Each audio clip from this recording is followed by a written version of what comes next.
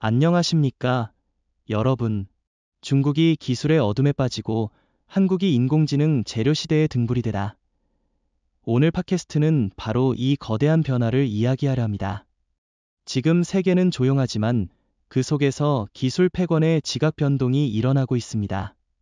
트럼프 대통령이 주도한 AI 반도체 제재로 인해 중국의 꿈은 꺼지고 그 자리를 한국이 차지하고 있습니다.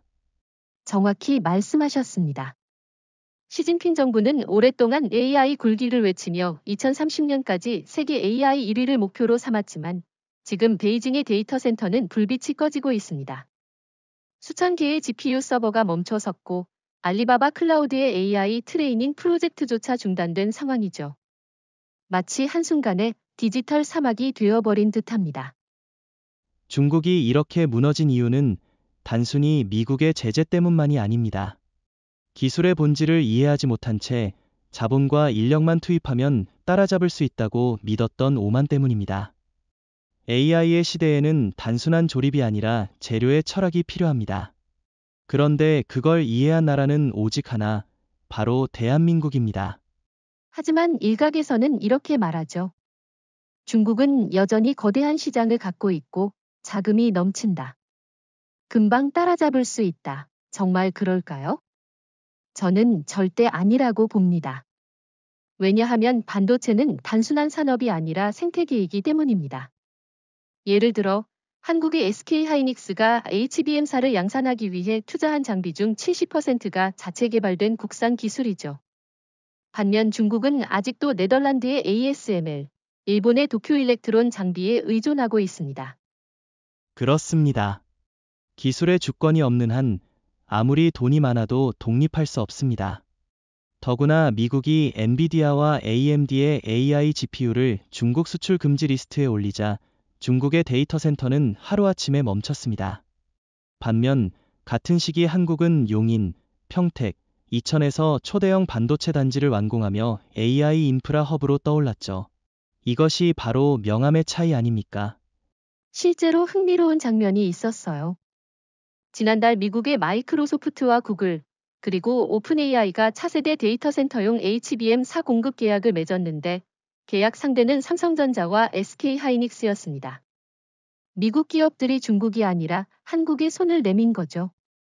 트럼프 대통령이 공개석상에서 AI는 미국의 미래다라고 외쳤지만 그 미래의 뇌를 만드는 건 한국입니다. 트럼프 대통령의 정책은 아이러니컬하게도 한국을 세계 기술의 중심으로 밀어 올렸습니다. 미국이 중국을 제재하면서 한국에게는 사실상 독점적 위치를 부여한 셈이죠. 그런데 중국은 아직 그걸 인정하지 않으려 합니다. 그들은 여전히 자립할 수 있다고 주장하지만 현실은 잔혹합니다. 예를 들어 중국의 CXMT가 개발 중인 DDR5 메모리는 SK하이닉스 제품보다 최소 5세대 뒤처져 있고 불량률이 20%를 넘습니다. 게다가 AI 학습용으로 쓰이는 HBM 계열 메모리는 구조적으로 완전히 다릅니다. 단순한 용량이 아니라 대역폭과 효율의 싸움이죠. 삼성의 HBM사는 초당 1.2TB의 전송 속도를 자랑합니다. 이는 중국의 최고 기술이라 자랑하는 YMTC의 NAND 메모리보다 15배 빠른 수치입니다. 이건 단순히 기술의 차이가 아니라 문명의 단계가 다르다는 겁니다. 중국이 모방으로만 산업을 키워온 결과죠. 그들은 여전히 양산과 카피를 중심으로 사고하지만 한국은 이미 창조와 표준을 만들고 있습니다. 저는 이것이 바로 문명 전환의 징후라고 봅니다. 시진핑은 여전히 국가 AI 프로젝트를 외치지만 정작 기술자들은 해외로 빠져나가고 있습니다. 반면 한국은 젊은 엔지니어들이 돌아오고 있죠. 이유가 뭘까요? 신뢰입니다. 한국의 산업 생태계는 투명하고 기술자의 가치가 존중받는 사회라는 겁니다. 그렇죠. 지금 한국은 단순한 생산기지가 아니라 지구의 기술 중추로 변하고 있습니다. 여러분, 생각해보세요. 전 세계 AI 학습의 80%가 GPU에서 이루어지고 그 GPU의 90%가 한국 메모리를 사용합니다.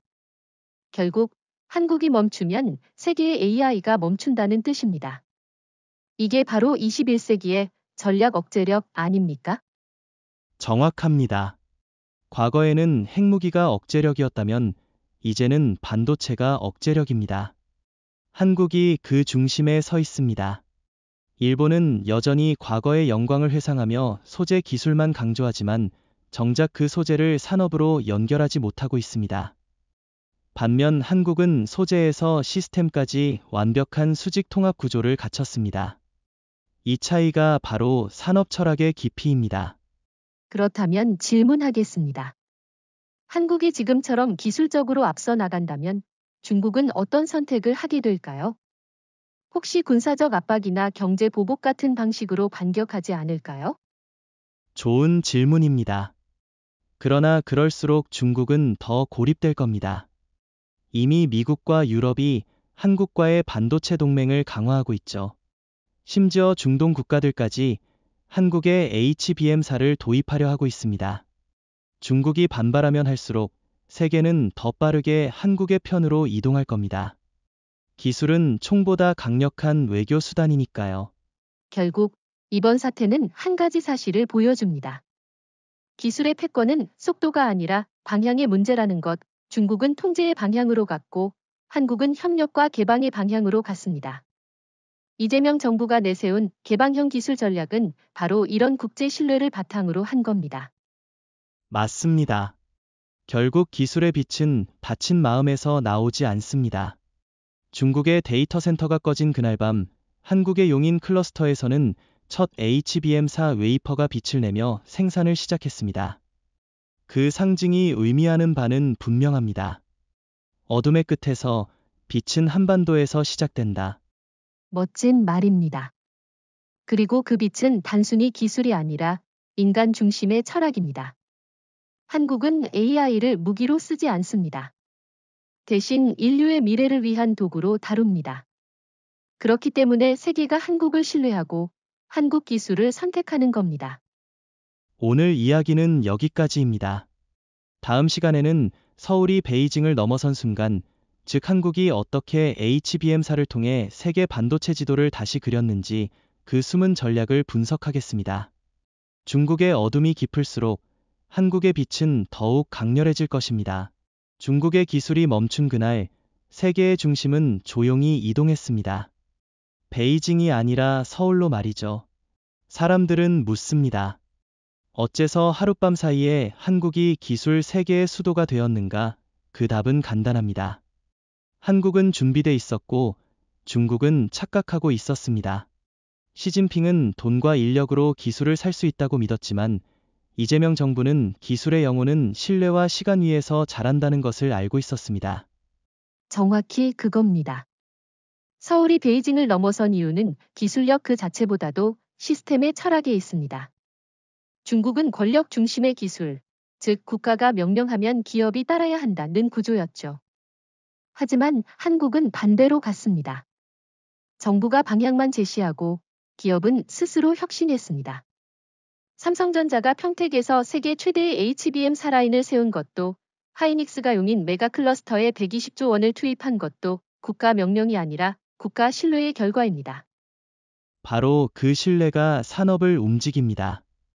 예를 들어보죠. 중국의 최대 AI 반도체 기업인 비리는 지난해 GPU를 생산하겠다고 선언했지만 미국의 제재로 6개월 만에 문을 닫았습니다. 이유가 뭘까요? 핵심 IP와 소재가 외국 의존이었기 때문입니다. 반면 삼성의 HBM사는 100% 자국 소재로 조립됩니다. 심지어 포토레지스트, 웨이퍼, 구리 배선까지 한국산이죠. 일본이 수출 규제를 걸었을 때도 한국은 단 2년 만에 완전 자립을 달성했습니다. 그게 바로 시스템의 차이입니다. 그런데도 아직 중국은 스스로를 기술 강국이라 부르죠. 참 아이러니합니다. 지난 8월 중국의 국영 언론이 AI 자립 완성을 선언했지만 불과 한 달 뒤에 주요 데이터 센터가 멈췄습니다. GPU가 없으니 AI 모델을 훈련할 수 없었죠. 베이징은 여전히 우린 클라우드가 있다고 외치지만 정작 그 클라우드는 서버를 돌릴 반도체가 없습니다. 반면 서울은 HBM4를 동시에 양산하며 세계 유일의 AI 반도체 복합 생산국이 되었습니다. 이건 단순한 기술적 승리가 아닙니다. 문명 간의 교체입니다. 한국은 이제 데이터의 수도로 불립니다. 구글, 아마존, 마이크로소프트, 메타올 오브 덤 이제 AI 서버의 절반 이상을 한국 메모리 기반으로 돌립니다. 트럼프 대통령조차 백악관 브리핑에서 이렇게 말했죠. 우리는 한국의 반도체를 통해 AI의 심장을 유지하고 있다. 이것이 정치적 동맹을 넘어선 기술 동맹의 증거 아닙니까? 맞습니다. 그리고 이 기술 동맹의 핵심은 신뢰할 수 있는 파트너라는 개념입니다. 미국, 유럽, 중동까지 한국을 선택한 이유는 단순히 성능 때문이 아닙니다. 한국은 기술을 정치 무기로 사용하지 않기 때문입니다. 일본은 여전히 기술 패권을 말하지만 실제로는 신뢰를 잃었습니다. 중국은 기술을 통제의 수단으로 썼고 그 결과 스스로 고립됐죠. 한국은 기술을 연결의 언어로 사용했습니다. 이재명 정부의 개방형 기술 전략이 바로 그 대표적 사례입니다.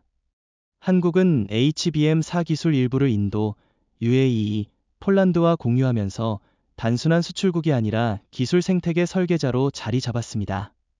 반면 중국은 여전히 우리만의 기술을 외치며 벽을 세우고 있습니다. 그런데 흥미로운 점은 중국이 벽을 쌓을수록 세계는 한국 쪽으로 몰려온다는 겁니다.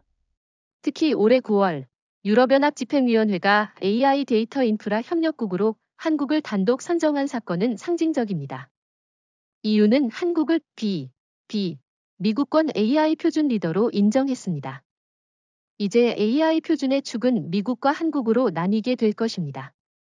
베이징의 자리는 더 이상 존재하지 않습니다. 이쯤 되면 묻고 싶습니다. 서울이 베이징을 넘어선 건 기술의 결과일까? 아니면 철학의 결과일까? 제 답은 둘 다입니다. 한국은 기술을 만들면서 동시에 철학을 세웠습니다. AI는 인간을 위한 것이어야 한다. 이 철학이 국제 신뢰를 이끌었고 그 신뢰가 투자와 동맹을 낳았습니다. 하지만 일각에서는 여전히 한국은 너무 빨리 나아가고 있다. 과열 위험이 있다고 지적합니다. 저는 그 주장에 동의하지 않습니다. 오히려 지금이야말로 한국이 기술 독립국으로 도약할 절호의 시기입니다. 왜냐하면 세계는 대체 공급망을 데스프리트리 원하고 있기 때문입니다. 한국이 없으면 AI 산업 자체가 정지할 정도로 구조적 의존이 형성되었습니다. 맞습니다. 저는 지금의 상황을 조용한 패권 교체라고 부릅니다. 세계는 전쟁 없이, 총성 없이 단지 칩 하나로 권력이 이동했습니다. 중국이 수십 년간 쌓아온 제조의 성벽은 HBM4 하나로 무너졌습니다. 그리고 그 칩은 한국의 손에서 태어났습니다. 역사는 총으로 바뀌지 않습니다. 이제는 반도체가 세상을 지배합니다. 서울이 베이징을 넘어섰다는 건 단순한 상징이 아닙니다. 그것은 누가 미래를 설계할 것인가의 문제입니다. 베이징은 권력을, 서울은 기술을, 그리고 세계는 결과를 봅니다. 결국 인류는 권력이 아닌 신뢰를 따릅니다. 그리고 신뢰의 이름은 이제 한국입니다. 흥미롭게도 지금 베이징에서는 한국 모델을 연구하는 비공식 위원회가 생겼습니다. 그들은 왜 한국은 제재에도 불구하고 성장했는가를 분석하고 있죠. 하지만 답은 단순합니다. 한국은 기술을 무기화하지 않았고 대신 협력의 언어로 바꿨습니다. 바로 그 지점에서 베이징과 서울의 차이가 갈렸습니다. 결국 오늘 우리가 이야기한 건 기술의 경쟁이 아니라 문명의 방향입니다. 한국은 개방과 신뢰, 중국은 통제와 고립. 이제 세계는 어느 쪽의 미래를 선택할까요? 저는 이미 답을 알고 있습니다. 용인에서 시작된 그 미세한 빛이 베이징의 어둠을 완전히 삼킬 날이 머지않았다고 말이죠. 서울이 세계의 기술 수도로 부상한 뒤 모든 시선이 집중된 것은 하나였습니다. 바로 HBM4, 인류 AI의 새로운 심장이라 불리는 반도체죠. 이 작은 칩 하나가 세계 패권의 방향을 바꾸고 있습니다. 단지 속도의 문제가 아니라 존재의 질서를 재편하는 사건입니다. 그렇죠. HBM사는 기존의 GPU나 DDR 메모리와 완전히 다른 철학으로 만들어졌습니다.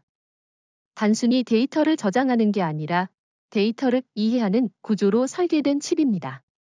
기존 GPU가 초당 400GB를 처리했다면 HBM사는 무려 1.2TB를 처리합니다.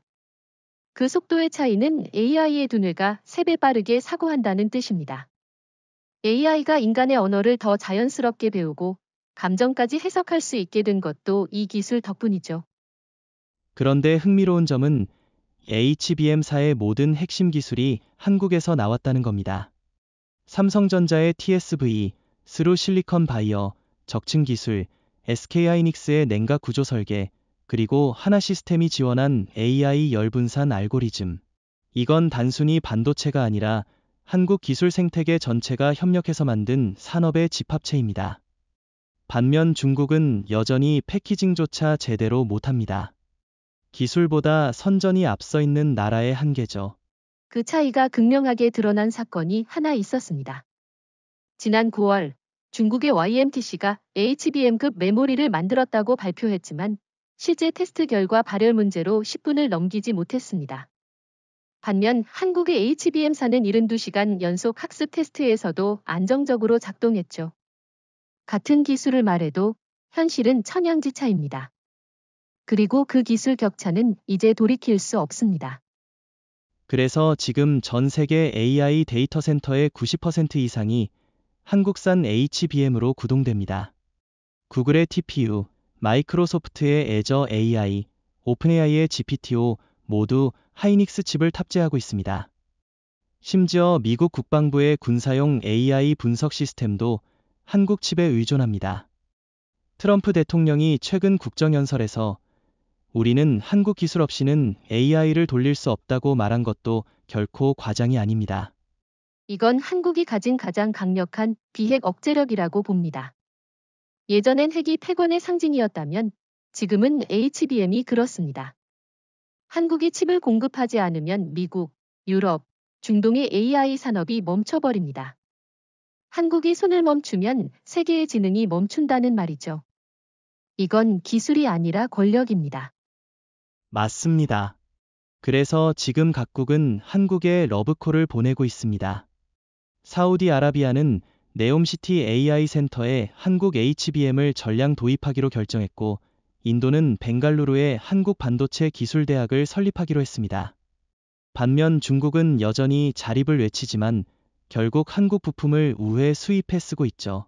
심지어 베이징대 연구소에서도 삼성 HBM을 사용한다는 사실이 드러났습니다.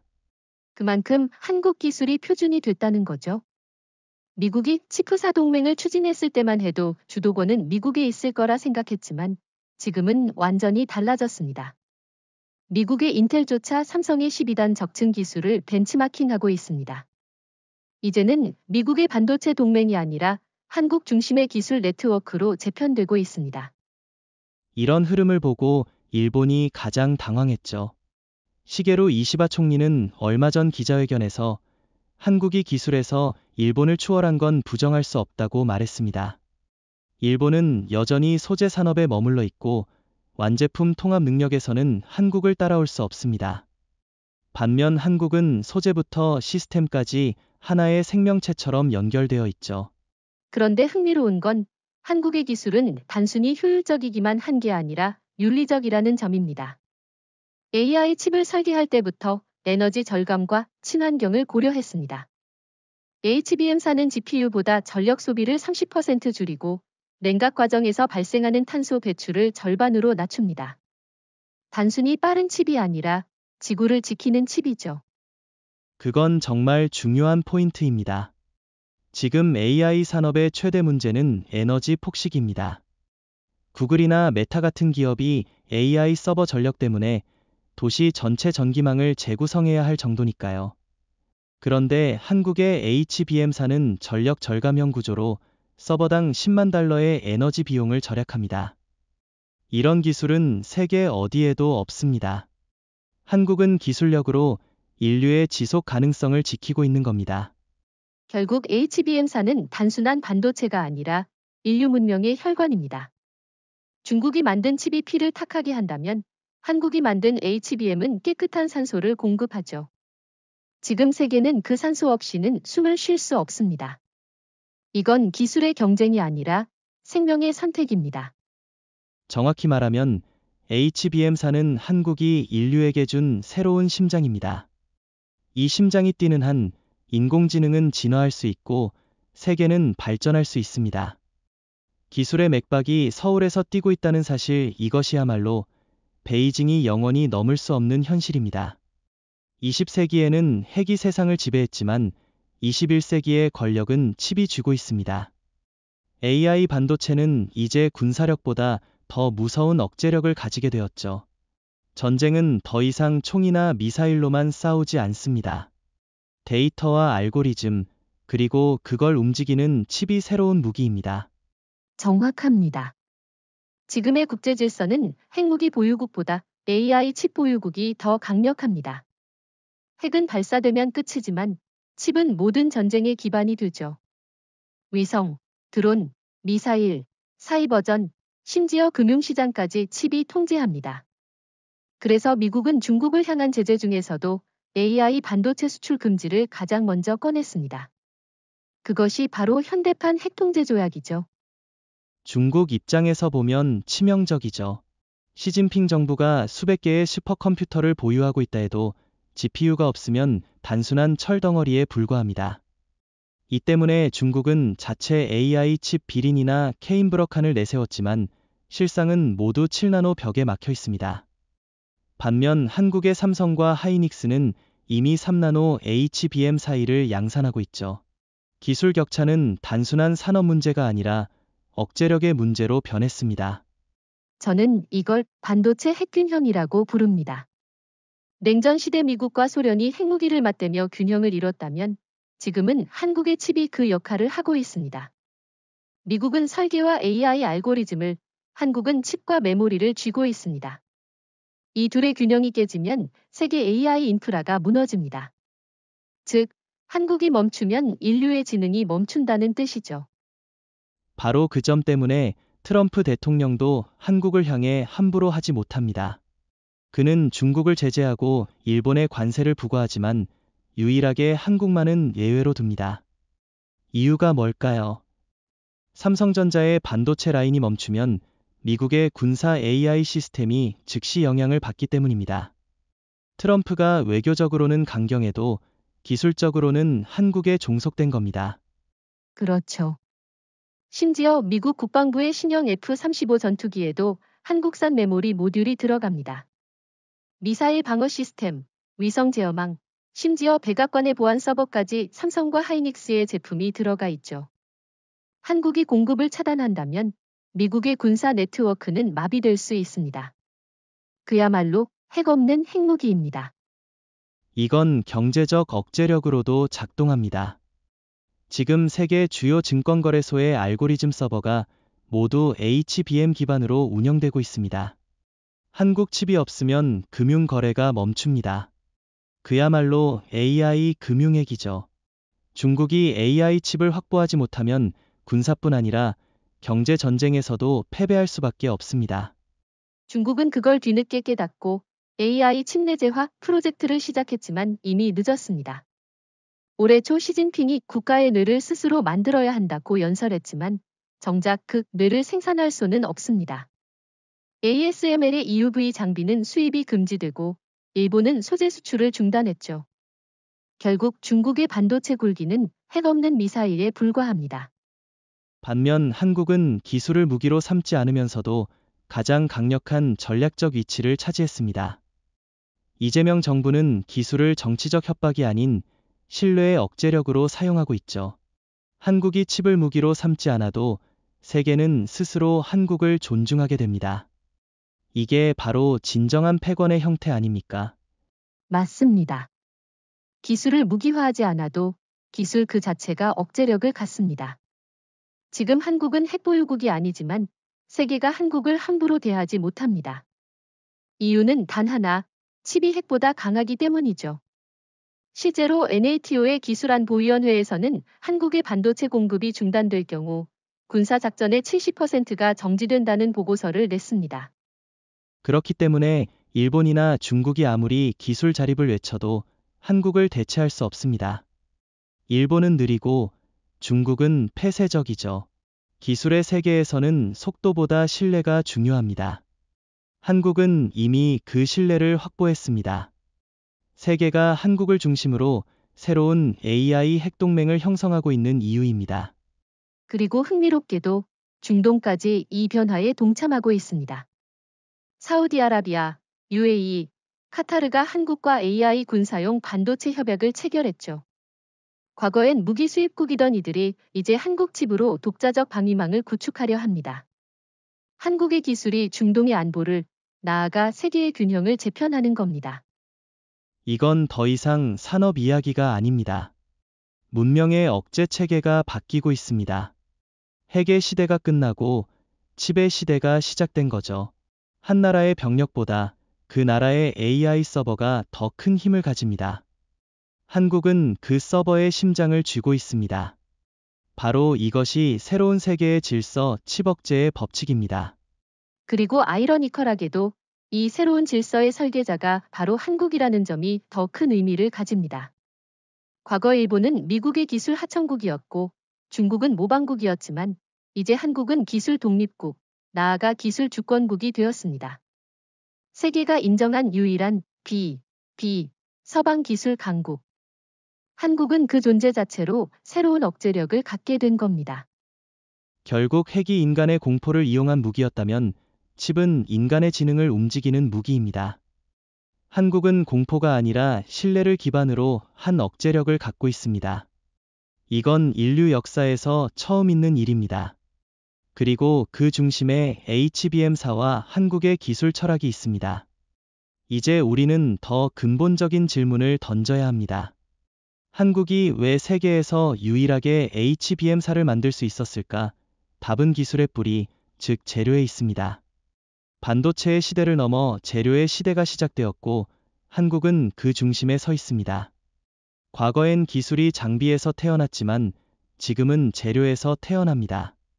이 차이를 이해하지 못한 중국과 일본은 결국 뒤처질 수밖에 없습니다. 맞아요. 삼성전자가 세계 1위 반도체 기업이 된 이유는 단순한 생산 능력 때문이 아닙니다. 한국은 이미 2010년대 초부터 소재 자립을 국가 전략으로 세웠습니다. 불화수소, 포토레지스트, 실리콘 웨이퍼 이 세 가지를 국산화하지 않았다면 HBM사는 존재하지 않았을 겁니다. 일본이 2019년에 수출 규제를 걸었을 때 대부분의 나라가 흔들렸겠지만 한국은 정반대였습니다. 그 위기가 오히려 재료혁명의 촉매가 되었죠. 그 사건이야말로 역사의 전환점이었죠. 일본은 한국 반도체 산업을 흔들기 위해 수출을 막았지만 결과적으로 한국은 일본 의존도를 0으로 낮췄습니다. 포항의 포스코가 개발한 초순도 구리, 울산의 하나첨단 소재가 만든 절연 폴리이미드, 그리고 LG화학의 차세대 포토레지스트 이 모든 게 모여 지금의 HBM사를 가능하게 만들었습니다. 기술은 이제 장비의 싸움이 아니라 재료의 철학입니다. 그리고 그 철학이 바로 자립이죠. 시진핑은 여전히 자립을 외치지만 중국의 자립은 고립을 의미합니다. 반면 한국의 자립은 협력을 의미합니다.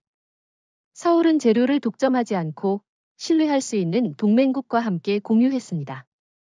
미국의 마이크론, 유럽의 ST마이크로 일렉트로닉스, 인도의 타타 모두 한국산 소재를 기반으로 AI 칩을 만들고 있습니다. 이런 개방형 모델은 전 세계에서 한국만이 할 수 있습니다. 중국은 이 점을 이해하지 못했죠. 그들은 여전히 자급자족을 주권이라 착각하지만 현대 기술의 주권은 연결된 자립에 있습니다. 한국은 세계 공급망 속에서도 스스로 설계할 수 있는 능력을 갖췄습니다. 그래서 세계의 반도체 재료 지도가 이제 서울 중심으로 재편된 겁니다. 과거에는 도쿄가 중심이었지만 지금은 경기 용인과 경북 구미가 새로운 심장입니다. 실제로 데이터로도 증명됩니다. 2025년 기준 글로벌 반도체 핵심 소재 시장에서 한국의 점유율은 37%로 일본 28%를 처음으로 넘어섰습니다. 더 놀라운 건 기술 격차가 벌어지고 있다는 점이죠. 한국의 HBM 사용 절연체는 열저항이 일본 제품보다 4배 높고 수명은 2배 이상입니다. 단순히 가격 경쟁력이 아니라 기술의 정밀도에서 앞서고 있습니다. 그런데도 중국은 여전히 양으로 질을 대체할 수 있다는 환상에 빠져 있습니다. 그들은 수백 개의 재료 공장을 세우지만 불량률이 30%를 넘습니다. 반면 한국의 재료 산업은 0.001%의 오차까지 관리합니다. 기술의 본질은 양이 아니라 질, 속도가 아니라 정밀함이라는 걸 중국은 이해하지 못하고 있죠. 일본도 마찬가지입니다. 시게로 이시바 총리가 아무리 기술 부활을 외쳐도 일본의 소재 산업은 정체되어 있습니다. 왜냐하면 그들은 여전히 폐쇄적 생태계 안에서 기술을 보호하려 하기 때문입니다. 한국은 반대로 기술을 개방하면서 발전했습니다. 오픈소스화된 공정, 글로벌 협력 R&D, AI 기반 시뮬레이션 이건 일본이 감히 따라올 수 없는 속도입니다. 그래서 저는 지금의 한국을 재료 주권국이라고 부릅니다. 단순히 소재를 만드는 나라가 아니라 재료로 기술 문명을 설계하는 나라입니다. 이재명 대통령이 최근 국정연설에서 재료는 기술의 영토다라고 언급한 것도 그 의미죠. 과거엔 군대가 영토를 지켰지만 이제는 소재가 영토를 지킵니다. 그 표현이 정말 인상 깊네요. 실제로 한국은 물리적 땅이 작지만 기술 재료를 통해 보이지 않는 영토를 확장하고 있습니다. 예를 들어 한국산 반도체 재료가 들어간 제품은 이미 80개국 이상에서 쓰이고 있습니다. 이는 곧 한국의 기술 주권이 80개국 위에 펼쳐져 있다는 뜻입니다. 그리고 그 주권은 총이나 미사일로 빼앗을 수 없습니다. 재료는 신뢰로만 이동하니까요. 한국은 그 신뢰를 쌓았습니다. 세계가 인정하는 품질, 윤리적 생산 시스템, 그리고 공정한 기술 교류. 반면 중국은 여전히 카피, 도용, 강제 기술 이전의 이미지에서 벗어나지 못하고 있습니다. 이 차이가 바로 재료 문명의 운명을 가릅니다. 지금 세계의 AI 산업이 한국을 중심으로 돌아가는 이유가 바로 그겁니다. 기술의 뿌리인 재료를 통제하는 나라는 결국 기술의 미래를 통제합니다. 한국은 재료를 통해 AI의 방향을, 반도체를 통해 인류의 진보를 설계하고 있습니다. 이건 단순한 산업 전략이 아니라 문명의 청사진이죠. 그렇습니다. 중국이 하늘을 덮는 드론을 자랑하고 일본이 정밀기계를 자랑하던 시절은 끝났습니다. 이제 세계는 재료를 가진 나라를 중심으로 돌아갑니다. 그리고 그 중심에는 한국이 있습니다. 한국은 인류 문명의 새로운 토대를 제공하고 있습니다. 그것이 바로 재료 강국 대한민국의 진짜 의미입니다. 한국이 재료와 반도체에서 세계를 제패할 수 있었던 이유는 단 하나의 단어로 설명할 수 있습니다. 바로 전략이죠. 이재명 정부가 세운 3단 기술 전략 자립, 개방, 그리고 동맹이 그 핵심입니다.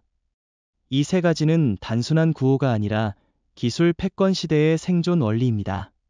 맞습니다. 먼저 자립부터 봅시다. 자립은 단순히 혼자 만든다가 아닙니다.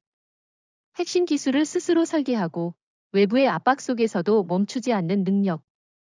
일본의 수출 규제와 미국의 기술 분업 체계 속에서도 한국이 흔들리지 않았던 이유가 바로 그 자립입니다.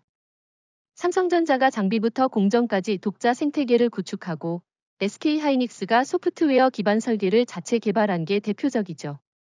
이건 산업적 자존심 이상의 국가적 자율권입니다. 그렇죠. 반면 중국의 자립은 자기 고립으로 끝났습니다. 시진핑은 자립은 주권이라고 외쳤지만 정작 외부와의 연결이 끊기자 기술 발전이 멈췄습니다. 미국, 네덜란드, 일본의 장비가 막히자 생산 라인 전체가 멈춰섰죠. 자립은 폐쇄로 이루어지지 않습니다. 한국은 외부의 협력을 끊지 않고도 스스로의 기술축을 세웠습니다. 이것이 진짜 자립입니다. 두 번째 전략은 개방. 한국은 기술을 무기처럼 숨기지 않습니다. 오히려 개방을 통해 더 강해졌죠. 한국형 오픈 파운드리 모델은 지금 세계에서 유일하게 성공한 개방형 반도체 플랫폼입니다. 미국의 TSMC조차 따라 하지 못한 시스템이에요. 왜냐하면 한국은 개방 속에서도 신뢰라는 울타리를 세웠기 때문입니다. 기술을 공유하되 그 신뢰를 배신하면 즉시 계약이 종료되는 구조죠. 덕분에 글로벌 파트너들은 한국을 믿고 기술을 맡깁니다. 그건 열린 독립이라는 개념이죠. 완전히 문을 닫아야만 독립이라는 중국식 사고와는 완전히 다릅니다. 한국은 문을 열되 중심을 잃지 않았습니다. 마치 나무의 뿌리는 단단히 박혀 있으면서도 가지는 사방으로 뻗는 구조처럼 말이죠. 예를 들어 인도의 AI 칩센터에 한국의 기술이 들어가지만 설계 코어는 여전히 서울이 쥐고 있습니다. 이런 식으로 한국은 영향력을 넓히면서 통제력을 유지합니다. 세 번째 전략은 동맹. 지금의 기술 경쟁은 혼자 이길 수 없습니다. 미국, 유럽, 중동, 인도 등 각 지역이 서로의 약점을 보완해야만 합니다. 그런데 그 동맹의 중심이 누구냐 하면 한국이에요. 미국은 설계에 강하지만 생산과 재료가 약합니다. 유럽은 규제와 표준에는 강하지만 속도가 느리죠. 이 틈을 메우는 나라가 바로 한국입니다. 최근 트럼프 대통령이 G7 회담에서 한국을 전략기술 동맹국으로 지목한 것도 그 맥락입니다. 일본은 빠졌습니다.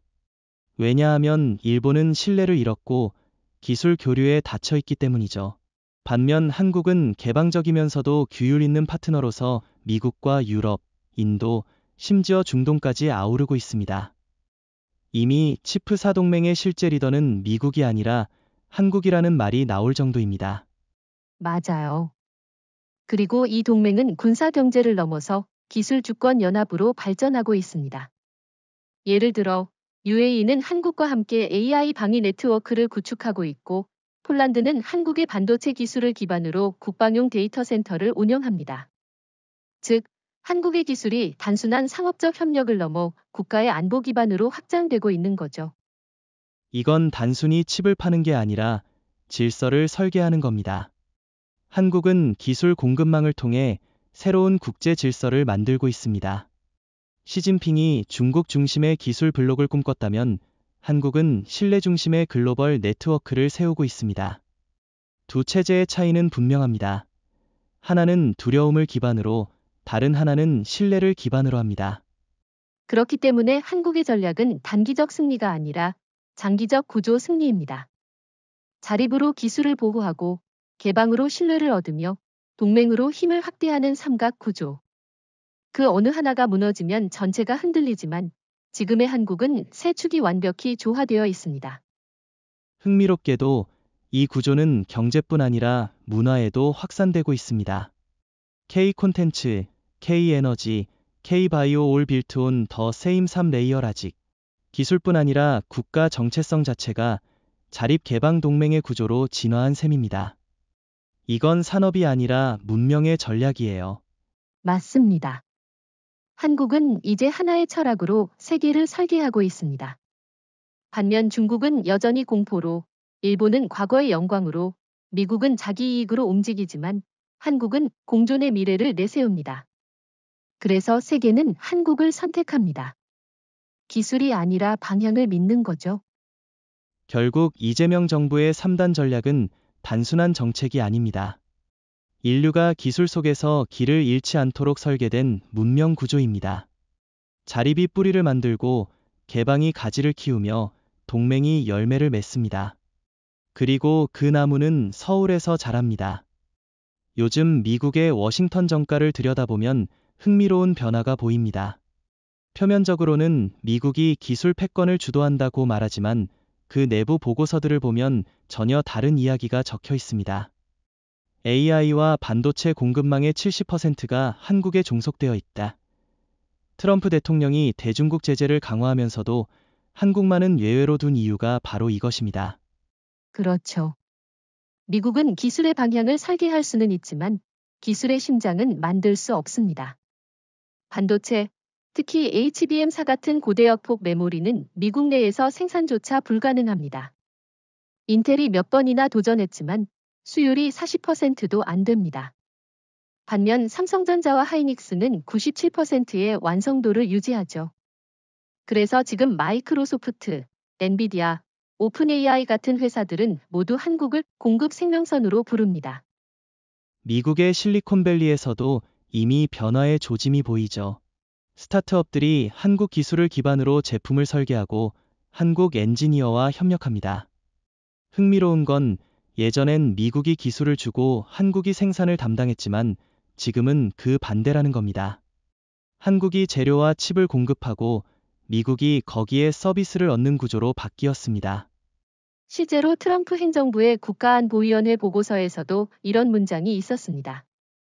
대한민국의 반도체 산업이 정지하면 미국의 AI 인프라는 즉시 마비된다. 핵심 기술은 동맹의 손에 있고 그 동맹은 지금 서울입니다. 이것이야말로 21세기형 지정학의 새로운 형태, 테크 의존 외교죠. 트럼프는 공개석상에서 강경한 발언을 많이 하지만 실속은 냉정합니다. 그는 한국을 위협하지 않습니다. 왜냐하면 한국을 잃으면 중국을 억제할 수 없기 때문이죠. 미국이 아시아에서 군사적 존재감을 유지하는 이유가 한미동맹이라면 기술적 패권을 유지하는 이유는 K-반도체 동맹입니다. 그건 단순한 경제 동맹이 아닙니다. 미국의 정보기관, 군사체계, 심지어 나사의 우주연구까지 한국 칩이 들어갑니다. 작년 나사의 아르테미스 프로젝트에 사용된 AI 제어 모듈의 메모리 칩도 하이닉스 제품이었어요. 이건 단순한 협력 수준을 넘어선 기술 혈관 공유입니다. 그렇다면 미국이 왜 이렇게 강대하면서도 한국에 의존하게 되었을까요? 이유는 하나입니다. 미국은 너무 오랫동안 제조를 벌였기 때문입니다. 실리콘밸리가 혁신을 외치던 동안 한국은 공장을 짓고 재료를 연구했습니다. 결과적으로 미국은 두뇌를 가졌지만 손이 없습니다. 반면 한국은 두뇌와 손을 모두 갖췄죠. 이건 정치적 상징으로도 드러나죠. G7 회의에서 트럼프가 공개적으로 이재명 대통령과 따로 회담을 요청한 건 이례적인 일이었습니다. 그는 한국의 기술이 곧 미국의 안보다라고 말했습니다. 이는 냉전 시절 NATO가 가진 의미를 기술 분야에서 그대로 옮긴 표현입니다. 즉, 한국이 빠지면 미국의 디지털 방어망이 무너진다는 뜻이죠. 아이러니컬하게도 이 의존 구조는 미국이 만든 겁니다. 중국을 제재하기 위해 한국을 전략적 파트너로 끌어올렸는데 지금은 그 한국이 독립적인 힘을 갖게 된 겁니다. 그리고 그 힘은 점점 미국의 통제를 벗어나고 있죠. 마치 과거 영국이 미국을 식민지로 삼았다가 결국 미국이 세계 패권을 쥐게 된 것처럼요. 맞아요. 지금 미국과 한국의 관계는 과거 영국과 미국의 관계와 닮았습니다. 미국은 기술 제국의 중심이었지만 한국이 이제 그 기술을 재정리하고 있습니다. 트럼프의 경제자문단이 최근 한국은 미국의 기술 공급자이자 잠재적 경쟁자라고 표현한 것도 같은 맥락이에요. 그만큼 한국의 영향력이 커졌다는 겁니다. 그렇다고 해서 미국이 불만만 가진 건 아닙니다. 오히려 일부 정책자들은 한국에 대한 의존을 안정적 파트너십으로 봅니다. 왜냐하면 한국은 중국처럼 정치적으로 불안정하지 않고 일본처럼 내부 관료주의에 갇혀 있지 않기 때문이죠. 이재명 정부의 기술 정책은 현실적이고 일관성 있습니다. 미국이 신뢰할 수 있는 유일한 아시아 파트너가 바로 한국인 이유입니다. 미국 내에서도 이런 인식이 점점 확산되고 있습니다. CNN, 블룸버그, 월스트리트저널이 공통적으로 하는 말이 있죠. 한국은 기술의 사우디아라비아다. 과거 석유가 산업을 움직였다면 지금은 반도체가 AI를 움직입니다. 그리고 그 AI의 석유를 공급하는 나라는 한국뿐이죠. 이건 단순한 비유가 아닙니다. 실제로 한국이 HBM 공급을 멈추면 AI 서버 전력 효율이 50% 이상 떨어집니다. 즉, 전 세계 AI 훈련 속도가 반으로 줄어드는 셈이에요. 한국은 에너지 공급국보다 더 중요한 지능 공급국입니다. 기술 시대의 오펙, 그것이 바로 서울입니다. 트럼프 대통령이 올해 들어 한국에 대한 관세 인상을 철회한 것도 같은 이유입니다. 표면적으로는 동맹 강화라고 했지만 실제로는 한국을 화나게 하면 미국의 AI 산업이 위험하기 때문이죠. 중국에는 제재를, 일본에는 압박을, 하지만 한국에는 예외를. 이것이 지금 미국의 전략입니다. 이제는 오히려 미국 기업들이 한국의 눈치를 봅니다. 인텔, AMD, 마이크로소프트 이제 그들은 한국 기업들과의 파트너십 없이는 단 한 걸음도 나아갈 수 없습니다.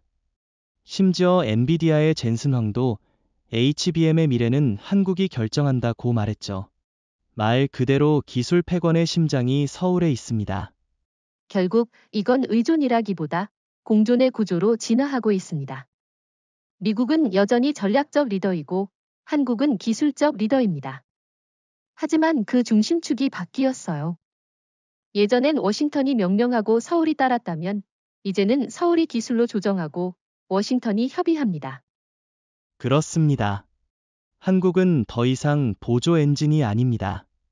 지금의 AI 세계는 한국이 돌리고 있습니다. 그리고 미국은 그것을 인정했습니다. 기술 패권의 중심은 이동했습니다. 워싱턴에서 서울로, 실리콘밸리에서 용인으로. 미국이 한국에 의존할 수밖에 없는 이유는 단순합니다. 세상에서 오직 한국만이 미래를 만들어낼 수 있기 때문입니다. 요즘 IT 업계에서 가장 많이 들리는 단어가 뭔지 아십니까? 바로 데이터 이주, 데이터 마이그레이션입니다. 그런데 놀라운 건 그 데이터가 이동하는 방향이에요. 과거에는 전 세계의 데이터가 실리콘밸리로 몰려갔지만 이제는 거꾸로 흐르고 있습니다. AI 데이터의 수도가 서울로 옮겨지고 있다는 말이 나올 정도입니다. 그건 단순한 상징이 아니라 실제 현상입니다. 구글, 마이크로소프트, 메타, 오픈AI 등 미국의 주요 AI 기업들이 지금 한국의 클라우드 허브를 세우고 있죠. 이유는 명확합니다. HBM 4기반의 AI 서버 효율이 세계 최고이기 때문이에요. 한국에서 데이터 학습을 돌리면 전력 소비가 30% 줄고 처리 속도는 2배 이상 빨라집니다. 실리콘밸리의 구형 데이터 센터가 더 이상 감당하지 못하는 일을 한국의 용인과 평택 클러스터가 해내고 있는 거죠. 실제로 지난달 오픈AI가 공개한 내부 보고서를 보면 GPT-4의 대규모 학습 데이터의 일부가 한국의 SK 데이터팜에서 처리됐다는 내용이 있습니다. 미국 본사조차 감당할 수 없었던 에너지 비용과 냉각 한계를 한국이 해결한 겁니다. 아이러니하죠.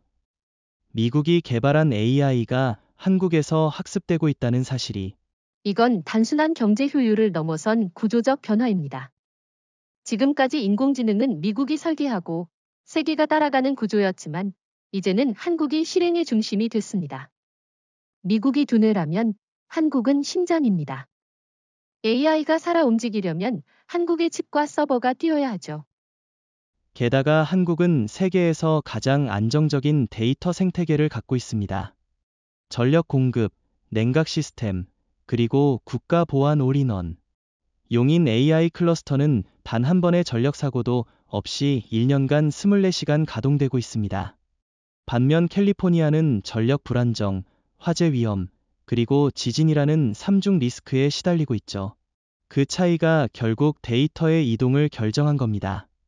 뿐만 아니라 한국 정부가 데이터 관리 정책을 기술 자율 윤리 보호 모델로 바꾼 것도 결정적이었습니다. 이재명 대통령은 올해 초 AI 데이터는 기술의 연료이지만 인간의 존엄을 침해해서는 안 된다고 선언했죠. 이 정책 이후 구글과 마이크로소프트가 한국을 가장 신뢰할 수 있는 데이터 파트너로 지정했습니다. 중국과의 대조가 극명하죠. 베이징은 AI 데이터를 감시의 도구로 사용하고 있습니다. 알리바바, 텐센트, 바이트댄스 같은 기업들은 정부의 명령에 따라 개인 데이터를 강제로 수집합니다. 그래서 서방 기업들은 중국의 데이터 센터를 두려워하죠. 데이터는 기술의 생명인데 신뢰가 없으면 생명도 없습니다. 그 신뢰를 한국이 가져간 겁니다. 맞아요. 그 결과 지금 전 세계의 AI 클라우드 루트가 새로 그려지고 있습니다. 과거에는 실리콘밸리 시애틀 시카고 라인이 중심이었다면 이제는 서울 도쿄 싱가포르 라인이 중심입니다. 그런데 이 세 도시 중에서도 실질적 허브는 서울입니다. 도쿄는 여전히 행정 절차가 복잡하고 싱가포르는 규모가 작죠. 서울만이 속도와 안정성을 동시에 확보했습니다. 데이터는 단순히 이동하는 게 아니라 권력을 옮깁니다. AI가 학습하는 장소가 바뀌면 기술의 중심도 따라 바뀌어요. 과거엔 미국이 모든 데이터를 장악했지만 이제는 한국이 AI 학습의 거점을 운영하고 있습니다. 이건 정보 주권의 실질적 이전입니다. 말하자면 지능의 수도가 서울로 옮겨졌다는 거죠. 실제로 한국의 네트워크 인프라는 세계 최고 수준입니다. 서울 평택 부산을 연결하는 초고속 광망은 데이터 전송 지연율이 0.01초 이하입니다. 미국은 여전히 0.1초 이상이에요. 그 미세한 차이가 AI 학습 속도에서는 수천억 원의 차이를 만듭니다. 이 때문에 구글 딥마인드조차 한국의 데이터망을 이용하기 시작했습니다. 그리고 이건 단순히 산업적 변화가 아니라 문명의 변화입니다. 과거엔 금이 국가의 부였고 그 다음엔 석유가 부의 상징이었죠. 이제는 데이터가 새로운 자원입니다. 그런데 그 데이터를 가장 효율적으로 관리하고 윤리적으로 운용하는 나라가 한국입니다. 즉, 한국은 인류의 새로운 금광을 관리하고 있는 셈이죠. 중국은 데이터를 쌓았지만 활용하지 못했습니다. 일본은 데이터를 정리했지만 연결하지 못했죠. 반면 한국은 데이터를 이해하고 제어하고 재활용합니다. 이것이 진정한 기술의 진화입니다. 그래서 세계의 AI 모델들이 점점 한국의 서버 위에서 훈련되고 있습니다. 이제 AI는 한국어 환경 속에서 생각하기 시작했어요. 그 말이 정말 인상 깊네요. AI가 한국어를 기반으로 사고하기 시작했다. 그건 단순한 언어의 문제가 아니라 철학의 전환입니다. 윤리와 신뢰, 기술과 인류의 공존. AI가 인간처럼 사고하는 이유는 인간 중심의 기술 환경 속에서 자라기 때문입니다. 그리고 그 환경은 서울이 제공합니다. 결국 지금의 데이터 대이동은 단순한 기술 흐름이 아니라 지능의 이동입니다. 실리콘밸리의 시대가 저물고 서울의 시대가 열렸습니다. AI는 더 이상 미국에서 태어나지 않습니다. 이제는 한국에서 자라고 세계를 향해 나아갑니다. 그렇습니다. 세계는 지금 눈치채지 못하지만 이미 흐름은 바뀌었습니다. 실리콘밸리가 심장이던 시대가 끝나고 서울이 인류의 뇌가 된 시대가 시작됐습니다. 데이터의 물결은 언제나 가장 강한 곳으로 흘러갑니다. 그리고 지금 그곳은 한국입니다. 중국은 여전히 겉으로는 강해 보입니다. 우리는 자립한다, 미국의 제재에도 굴하지 않는다 이렇게 외치지만 그 속은 텅 비었습니다. 세계가 알고 있는 것처럼 지금 중국의 반도체 산업은 사실상 복제 공장 수준에 머물러 있죠.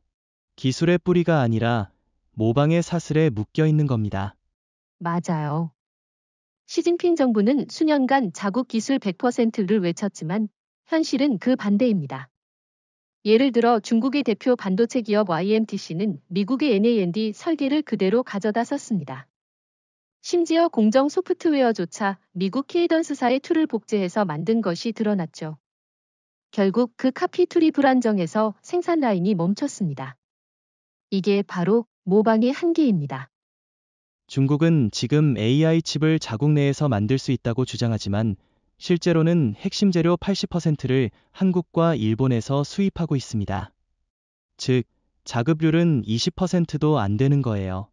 그런데도 중국 언론은 기술 독립 달성이라고 떠듭니다. 우픈 현실이죠. 특히 비린 칩의 사례가 상징적입니다.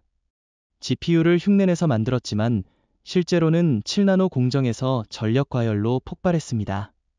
그 사건 이후 중국 내부에서도 큰 충격이 있었습니다. AI 칩 대국의 자존심이 무너진 순간이었죠. 엔비디아의 칩을 대체하겠다던 비린이 실패하면서 중국 정부는 수십억 달러를 쏟아부은 프로젝트를 전면 재검토하게 됐습니다. 그런데 더 아이러니한 건 그 실패한 칩의 부품 일부가 한국산이었다는 점입니다. 즉, 한국의 기술이 없었다면 그 흉내조차 못 냈다는 거예요. 중국이 모방에 의존할 수밖에 없는 이유는 단순합니다. 기술의 생태계를 이해하지 못하기 때문이죠. 반도체는 한 기업이 아니라 수천 개의 협력망으로 구성됩니다. 한국은 재료, 장비, 공정, 소프트웨어까지 하나의 유기체처럼 움직입니다. 하지만 중국은 여전히 돈으로 사면 된다는 사고방식이에요. 기술은 돈이 아니라 철학에서 태어나는 건데 말이죠. 그렇습니다. 중국의 실패는 기술이 아니라 사고의 실패입니다. 그들은 카피와 양산에만 집중했어요. 그래서 양은 많지만 질이 없습니다. 지금 중국이 생산하는 12인치 웨이퍼의 불량률은 22%입니다. 한국은 0.2%입니다. 그 수치 하나가 기술의 문명 차이를 보여줍니다. 중국의 카피 제국은 사실 오래전부터 붕괴의 조짐을 보였습니다. 스마트폰 시대에는 샤오미가 삼성을 따라했고, 디스플레이 시대에는 BOE가 LG 디스플레이를 베꼈죠. 하지만 지금 AI 시대에는 더 이상 따라잡을 대상조차 없습니다. 왜냐하면 한국은 단순히 제품이 아니라 패러다임을 만들고 있기 때문입니다. 게다가 미국의 제재가 결정타가 됐습니다. 트럼프 행정부가 첨단 장비와 GPU 수출을 막자 중국은 사실상 기술 고립국이 되었습니다. 그런데 흥미로운 점은 이 제재로 가장 큰 이익을 본 나라가 바로 한국이라는 겁니다. 중국이 빠져나간 시장을 한국이 전부 차지했죠. 결과적으로 트럼프의 대중 제재는 K 반도체의 황금기를 만들어준 셈입니다. 지금 베이징의 과학자들은 한국의 기술을 흉내내는 게 아니라 철학을 배워야 한다고 말합니다. 하지만 그건 불가능하죠. 철학은 수입할 수 없으니까요. 한국이 가진 건 단순한 노하우가 아니라 기술에 대한 신념입니다. 한국은 기술을 인류와 함께 나누지만 중국은 기술을 통제의 수단으로 씁니다. 두 나라는 같은 길을 갈 수 없습니다. 그 차이는 현장에서 더 명확하게 드러납니다. 한국의 반도체 공장은 개방된 혁신의 공간입니다. 협력 기업이 자유롭게 드나들며 개선 아이디어를 제안합니다. 반면 중국의 공장은 통제의 공간이죠. 모든 정보가 폐쇄되고 실수를 숨깁니다. 기술은 실패에서 진화하는데 중국은 실패를 감추니까 발전이 없습니다. 최근에는 더 심각한 문제도 생겼습니다. 중국이 기술 경쟁에서 밀리자 해외 기술자를 불법 스카우트하는 사례가 급증했어요. 한국과 대만의 엔지니어 수백 명이 중국으로 옮겨갔지만 1년 안에 절반이 떠났습니다. 이유는 간단합니다. 연구 환경이 열악하고 윤리의식이 없기 때문이죠. 돈은 많지만 기술은 죽어있다는 말이 나올 정도입니다. 그렇다면 이런 상황에서 중국이 다시 부활할 가능성은 있을까요? 저는 거의 없다고 봅니다. 기술의 본질은 신뢰입니다. 그리고 그 신뢰를 잃은 순간 산업은 무너집니다. 지금 중국의 반도체 산업은 세계 어디에서도 신뢰를 얻지 못하고 있습니다. 미국은 제재를, 일본은 경계심을, 유럽은 냉담함을 보이고 있죠. 반면 한국은 신뢰의 국가로 자리 잡았습니다. 정확합니다. 기술은 이제 속도의 싸움이 아닙니다. 신뢰와 철학의 싸움입니다. 한국은 기술을 만들어내는 동시에 신뢰를 쌓았고 중국은 기술을 흉내내는 동시에 신뢰를 잃었습니다. 결과적으로 한쪽은 문명을 이끌고 다른 한쪽은 과거의 그림자에 갇혔습니다. 그래서 저는 이렇게 말하고 싶습니다. 한국은 기술을 창조했고 중국은 기술을 소비했다. 하지만 AI 시대에는 창조자가 승리합니다. 모방자는 결국 사라지죠. 베이징이 아무리 거대한 공장을 세워도 그 안에서 태어나는 건 기술이 아니라 소음뿐입니다. 중국은 여전히 세계를 속일 수 있다고 믿지만 기술은 거짓말을 허용하지 않습니다. 반도체의 미세한 결함 하나가 진실을 드러내죠. 카피로 쌓은 제국은 결국 붕괴할 수밖에 없습니다. 그리고 지금 그 붕괴의 시계는 이미 작동하고 있습니다.